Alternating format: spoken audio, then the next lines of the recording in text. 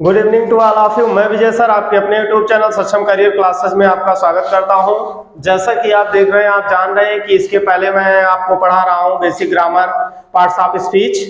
Parts of speech में आपका noun, pronoun, adjective, adverb की वीडियो आपको मिल चुका है। इसी क्रम में आज हम बात करने वाले हैं द प्रीपोजिशन, यानी व्हाट इज प्रीपोजिशन। प्रीपोजिशन क्या है, जिसे कहते हैं संबंध सूचक अव्यय।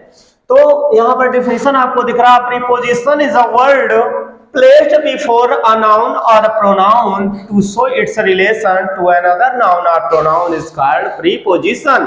यानी वह शब्द, प्रीपोजिशन वह शब्द होता है जो किसी नाउन या प्रोनाउन से पहले प्रयोग होता है और क्या करता है, टू शो इट्स रिलेशन, और अपना जो संबंध वाक्य में जो दूसरा नाउन या प्रोनाउन होता है उससे संबंध प्रकट करने का काम करता है, वही क्या कहलाता है, प्रीपोजिशन कहलाता है। तो डिफिनीशन क्लियर हुआ। यानी आप जब भी बात होगी प्रीपोजिशन की तो आप बताइएगा कि वह शब्द जो किसी नाउन या प्रोनाउन से पहले प्रयोग हो और फिर उस नाउन या प्रोनाउन का संबंध वाक्य में दूसरे नाउन या प्रोनाउन से संबंध प्रकट करे, रिलेशन को बताए, वही क्या कहलाता है, आपका प्रीपोजिशन कहलाता है। फॉर एग्जाम्पल, जैसे आप कहते हैं I live in India, I live in India, I live in India. तो यहां पर मैंने लिखा आई लिव इन इंडिया, मैं भारत में रहता हूं। इसमें कोई दिक्कत नहीं है कि आई लिव इन इंडिया, मैं भारत में रहता हूं। अगर बात किया जाए तो देखो यहां पर यूज हुआ क्या, नाउन, और यहां पर यूज हुआ क्या, प्रोनाउन। यहां पर यूज हुआ नाउन और यहां पर यूज हुआ क्या, प्रोनाउन। अब देखिए मैंने क्या कहा, किसी नाउन या प्रोनाउन से पहले प्रयोग होंगे, तो इंडिया आपका क्या हो गया, प्रॉपर नाउन। समझ में आया ना, इंडिया क्या हो गया आपका, प्रॉपर नाउन हो गया।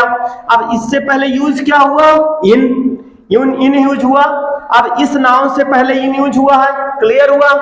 अब मैं कहा हूं to show it's relation with another noun और प्रोनाउन। अब ये क्या करेगा, इसका जो संबंध होगा, इसका जो रिलेशन होगा, वो वाक्य में प्रयुक्त दूसरे नाउन प्रोनाउन से संबंध प्रकट करता है।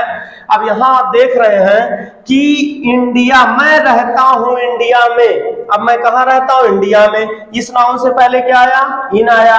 इंडिया में रहता कौन है, मैं हूं।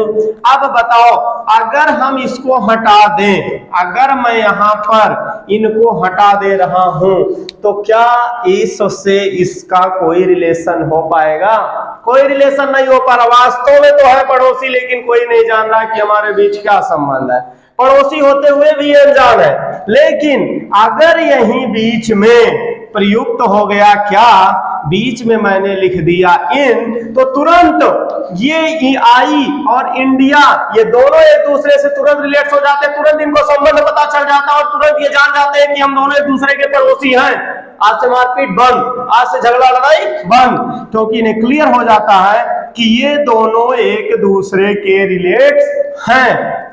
तो यहां आप देख रहे हैं कि इस नाउन के पहले इन प्रयोग हुआ और इस प्रोनाउन से रिलेशन का भाव प्रकट किया, तो बेटा यही आपका क्या हो जाता है, प्रीपोजिशन। यही आपका क्या हो गया, प्रीपोजिशन। समझ में आया। इस वाक्य में आपका प्रीपोजिशन क्या हो गया, इन हो गया। क्या हो गया, इन हो गया। बात समझ में आ गई ना। अगला मैंने लिखा, ही goes to school, he goes to school by bus, he goes to school by bus। यानी he goes to school, वह स्कूल जाता है, by bus, बस से वह स्कूल जाता है। कैसे जाता है, बस से जाता है। अब फिर वही आपको दिमाग लगाना है कि नाउन या प्रोनाउन से पहले यूज होगा।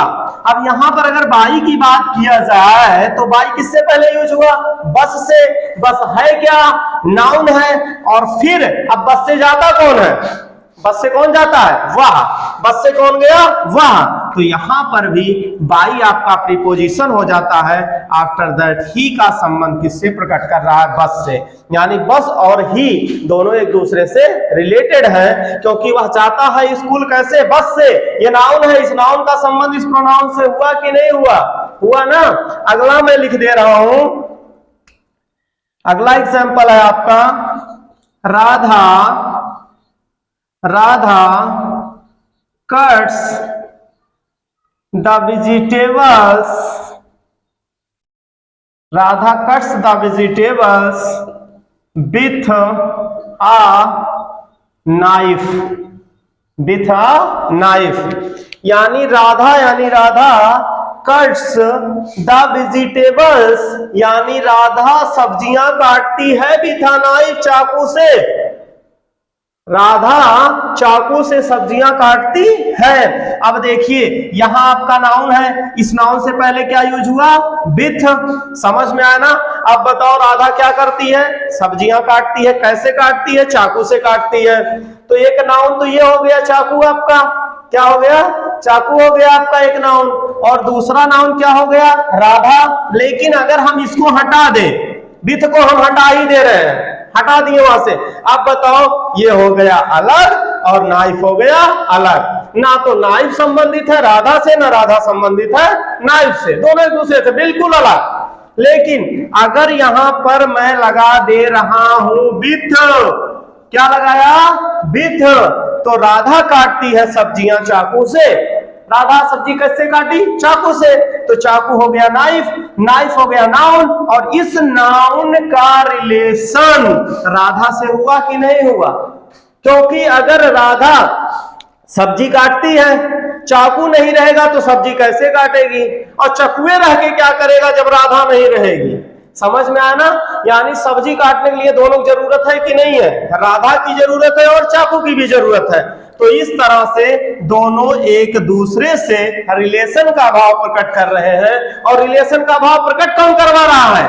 वो दुष्ट है कौन? विथ। कौन है? विथ। तो विथ क्या हो गया? प्रीपोजिशन।